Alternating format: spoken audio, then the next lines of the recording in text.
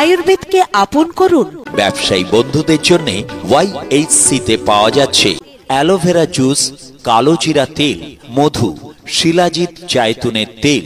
মুখ ফর্সা হওয়ার জন্য ফেস ওয়াশ, ফেস ক্রিম, মাথা ঠান্ডা হওয়ার তেল, পঞ্চতুলসী, অশ্বগন্ধা, ত্রিফলা।